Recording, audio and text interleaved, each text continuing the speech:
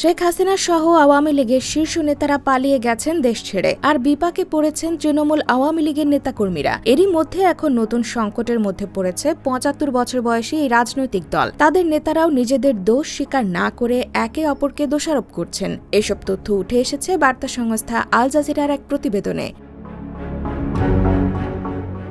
প্রতিবেদনে বলা হয়, দলের নিম্ন স্তরের নেতাদের মধ্যে হতাশা বিরাজ করছে। সারা দেশে আওয়ামী লীগের তৃণমূল পর্যায়ের নেতাকর্মীদের মধ্যে দলকে পরিত্যাগ করারও প্রবণতা দেখা যাচ্ছে বলে উঠে এসেছে এই প্রতিবেদনে। তারা বলছেন, দল এখন জনগণের সাথে সংযোগ হারিয়েছে। অনেক নেতার মতে ২০১৪ সাল থেকে দলের নেতৃত্ব পরিবার ও সুযোগ সন্ধানীদের হাতে চলে গেছে, যা এই বিপর্যয়ের কারণ।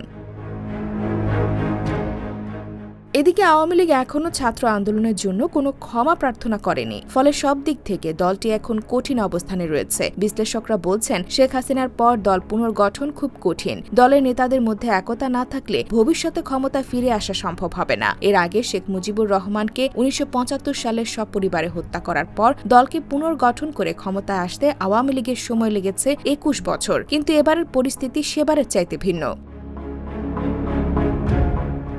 ছাত্রদের নেতৃত্বে রক্তাক্ত গণ অভ্যুত্থানে মারাত্মক ইমেজ ও নেতৃত্ব সংকটের মুখে পড়েছে আওয়ামী লীগ। সেই সঙ্গে এবারের আন্দোলনের নেত্রী হিসেবে শেখ হাসিনার ভাবমূর্তি মারাত্মকভাবে ক্ষতিগ্রস্ত হয়েছে। বিশেষজ্ঞরা বলেন, আওয়ামী লীগ যদি আবার জনগণের আস্থা অর্জন করতে চায়, তবে তাদের অবশ্যই ২০২৪ সালের আন্দোলনে ঘটিত অপরাধের জন্য ক্ষমা চাইতে হবে। বর্তমান নেতৃত্ব পরিবর্তন করতে হবে এবং বিচার ব্যবস্থায় স্বচ্ছতা আনতে হবে। অন্যদিকে ছাত্র আন্দোলনকারীরা জানিয়েছেন, আগামী নির্বাচনে আওয়ামী লীগকে অংশগ্রহণ করতে দেওয়া হবে না। এসব নিয়ে কঠিন চ্যালেঞ্জের মুখে শেখ হাসিনা।